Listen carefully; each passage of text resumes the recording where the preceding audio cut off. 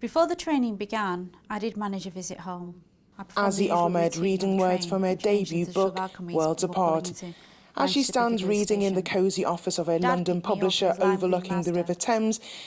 She tells me how writing this book is something she's wanted to do since her career with 21 SAS, a reservist regiment that's operated all over the world, including in the conflicts in Iraq and Afghanistan.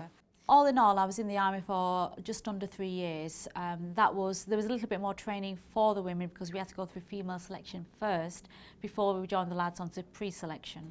And what made you decide to do that? Because you're from the Pakistani community, so not necessarily a traditional route. Yeah, I mean, culturally, girls don't go out in the evenings or even go for sleepovers.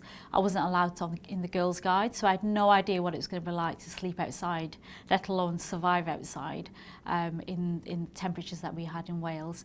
So there was that, and there was also, I guess there was also the cultural side of the unhalal ration packs that we had. So for breakfast, it was always sausage and bacon with the beans, and I thought, what am I going to do, because I can't eat it. But at the same time, I didn't want to make a song and dance. I wanted to mix in with the rest of the crew, so blend in as much as I possibly could. So what I used to do was just kind of leave it there, or what I would do is just have some biscuits.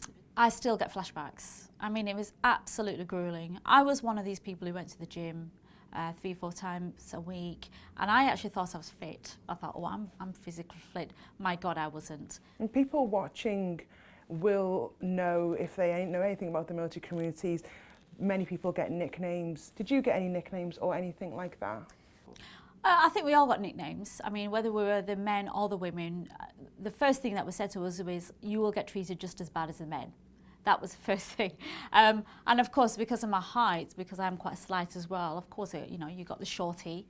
When we, you know, when we were on the shooting ranges, I got things like, well, I think Ahmed can go down and pick up the shells because she's closer to the ground. Things like that. But having said that, the men also got nicknames as well. So it wasn't anything because I was different. Yeah. How did the news of you being part of the military go down with your family? Well, I actually didn't tell them when I was training. I think it was one of those things where it was just such an intense course, I couldn't imagine having another drama going on the other side. So I didn't tell my parents anything about my training course. And at the time, all they were concerned about doing was finding me an eligible man to marry. So every time I used to go home, I used to just change into all these sparkly clothes. My mother used to have these lovely clothes out for me, and I used to put my little shawl on my head and go and serve tea to the guests, and they used to look at me and think, oh, you know, will she be a good daughter-in-law?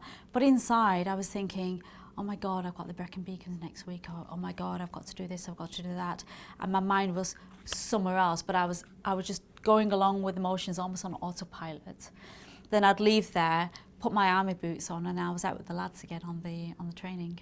Well, listen, good luck with everything, good luck with your book. Thank you very much. Yeah, thanks for the